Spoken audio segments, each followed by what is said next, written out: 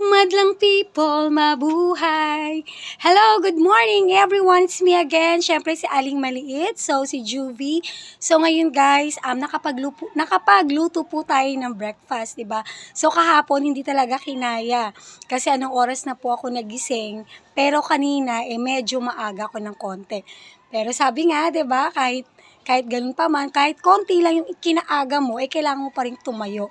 So guys, nakapagluto tayo ng ating almusal. Ayan, wait lang. Ayan, nakapagluto po tayo ng ating palabok. Ayan guys, and syempre yung ating pansit. Hindi ko na lang siya imimix guys, kasi wala po akong katuwang na mag-video, only ako lang talaga. Aray, init, aray. Champurado, ayan po yung ating champurado. And syempre po yung ating sopas. Ang init talaga guys. Ayan. So hindi ko pa siya namimix. Ayan. So syempre nakapag-arrange na rin po tayo ng ating konting chichirya. So now guys, 'di ba? So sasagutin ko naman yung mga question ng iba. Kasi majority yung iba, especially kapag mga bagong salta sa buhay pag-aasawa, talagang nangangapa pa yung mga yan, di ba? So kagaya sa akin before, talagang hindi mo pa alam kung ano ang linya mo. So sa mga nagtatanong, sa mga gustong mag-start, di ba? How to start a small tindahan. So guys, syempre guys, yung una yung uunahin, di ba? Kung ano ba yung unang pangangailangan nating mga nanay. So yun yung una yung ilagay sa inyong store kapag kayo ay mag-i-start. Di ba? Para sa akin, in my own experience, ang ginawa ko lang, una kong pinrovide kasi nagsimula lang naman ako sa maliit na puhunan at hindi naman malaki, di ba? Kung tutuusin, ano lang ba yung mabibili ng 700 mo, di ba? So guys, una mo unahin na ibenta is condiments. 'Di ba? So ano ba yung mga kailangan natin sa pagluluto? For example, andyan yung toyo, suka, mantika, asin, asukal, 'di ba? Mga paminta, laurel, 'di ba? So ayan, yan yung mga ano natin unang-una. And syempre pangalawa, dapat kahit papaano meron tayong mga dilata. Syempre guys, alam naman natin yung dilata na mabili. And syempre kung ano yung mga ginagamit natin sa bahay, dapat yun yung una nating bibilhin. Kasi ang una magiging customer ng tindahan mo ay ikaw mismo. 'Di ba? Syempre ang gawin mo lang, i-separate mo lang yung benta, yung kinuha mo doon, and syempre babayaran mo yun. Ayan, so bumili ka lang siguro guys, kasi kung medyo maliit lang yung puhunan mo na gagamitin, bumili ka lang muna siguro kahit mga 3 dilata. For example, Mega Green, 'di ba? So bumili ka ng 3 piraso, 3 pirasong Mega Red, and syempre ano pa ba? Yung mga 5-5 tuna, 'di ba? So kasi medyo mura 'yan. So yun, kahit 3 lang noon, and syempre 3 hindi maanghang, tapos 3 maanghang. And syempre, lagyan mo na rin siya syempre ng ano pa ba, mga flavor nun, kahit tigdadalawa. So, para lang talaga, alam mo yun, kasi nangangapa ka pa, hindi mo pa alam kung ano talaga ang patok dyan sa area mo. And syempre, kailangan mo rin mag-provide ng personal hygiene. Syempre, kailangan din ng sabon pampaligo, shampoo, and syempre yung sabon panlaba. So, sa sabon pampaligo, majority talaga ng mga tao, talagang sila, kumbaga, talagang fanatic sila dun sa Safeguard. So, mag-start lang muna kayo ng Safeguard, kahit mga 3 piraso lang muna. And syempre, shampoo, for example, ano ba yung pinaka ginagamit mo na shampoo, either Palmolive ba yan, Sunsilk, kahit half dozen lang muna kayo mag-start. 'Di ba? So, syempre kasi pag isang haba yan is 1 dozen, medyo mahal yan. So, magkalakalahati na muna kayo. And syempre, kailangan din natin ng napkin. 'Di ba? Syempre tayong mga babae, kailangan natin yan. And syempre sa lugar natin, posible namang walang mga kabataan na gumagamit niyan. Ayan. So, dun lang ako nag-start guys. Syempre, kailangan din ng toothpaste. Kahit isang klase lang din muna. 'Di ba? Para lang talaga makapa nyo kung ano ba talaga yung kailangan sa isang lugar nyo. Kasi mahirap, bibili ka kaagad ng bulto, hindi mo pa kabisado, so ang mangyayari, matutulog yung items na meron ka.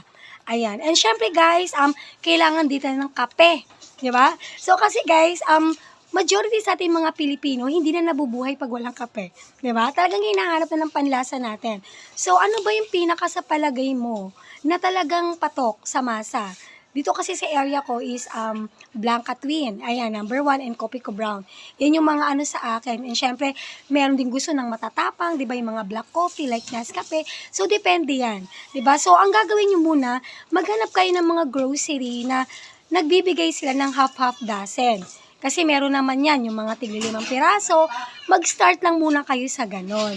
And syempre, dapat may Milo din kayo, kasi yung mga kabataan, hinahanap din yan. And syempre, kahit papaano, gatas, kahit isang klase lang, Birch 3, kasi medyo mura yan. And kung medyo kaya-kaya naman ang budget, samahan nyo na rin ang suwak. Ayan.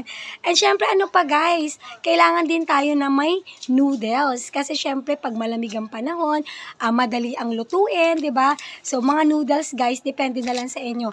And syempre, huwag kayong bibili ng sobrang dami muna. Kasi nga, lalo na kung nagsisimula ka lang sa maliit na puhunan, talagang babudgetin mo yan. 'Di ba? Ayan. So, and syempre, kailangan din natin ng kanton, pansit kanton. So, pakonti-konti lang guys, kahit mga 3, 4. Ang gagawin nyo lang guys, sipagan nyo lang. Sipagan nyo lang bumalik ng bumalik sa mga grocery. Kasi syempre, yun talaga Sabi nga, sipag is the key, and syempre samahan ng diskarte. Walang kwenta yung sipag mo kung wala kang diskarte. Ayan. And syempre guys, ano pa ba? Bigas.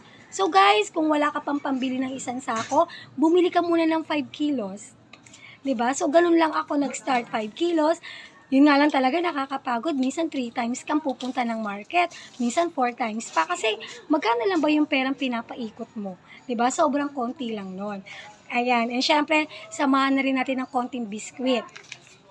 So, syempre guys, sa biskwit guys, depende yan guys 'di ba? So, ano ba sa palagay mo yung biskwit na medyo ano sa mga bata, and syempre sa ating mga matatanda. Syempre para sa akin, kagaya ng Ribisco crackers, Skyflakes, ayan, mga combi, fita, yan, kahit mga 4 na klase lang muna ng biskwit. And syempre, the last one, chichirya. Kasi ang chichirya guys, isa yan sa, kumbaga, dekorasyon. Kumbaga sa bahay, dekorasyon yan ng tindahan mo. Kasi unang-unang magtitiwala sa'yo kapag may chichirya ka, yung mga bata. Ayan. So, yun guys. So, dun lang din ako nag-start, diba, na kung saan, talagang, alam mo yon, dapat unang-una sa sarili mo, tibayan mo yung dibdib mo. Diba? Kasi talagang sobrang nakakapagod, diba? And syempre, marami ka pang maririnig na hindi maganda sa paligid mo. Sabi nga, ignore mo lang sila. Kasi ikaw yung nakakaalam sa sarili mo kung ano ba talaga yung gusto mong mangyari soon. Ayan. So, thank you so much guys, and hopefully, nabigyan ko kayo ng, alam mo yung simple idea. And syempre, sisikapin ko guys, gagawa ko ng next video na sa 5,000, ano-ano ba? 'Di ba? So, iaano ko na yun guys, ika-categorize ko na yon, and syempre may products na rin yon. So, depende sa inyo kung susundin nyo. So, gagawa tayo ng next video by products. Ano ba yung pwede nating mabili sa worth 5,000 pesos kung halimbawa ang puhunan mo 5,000. So, guys, pwede na kayong mag-start niyan. Ayan, so, thank you so much guys for watching, and syempre, laban lang tayo sa hamon ng buhay. Kung na-inspired ka, 'di ba, follow and share na rin yung video na to para kahit papaano, ma-notif kita or makita mo ulit ang aking video sa next. Ayan, thank you so much. Bye!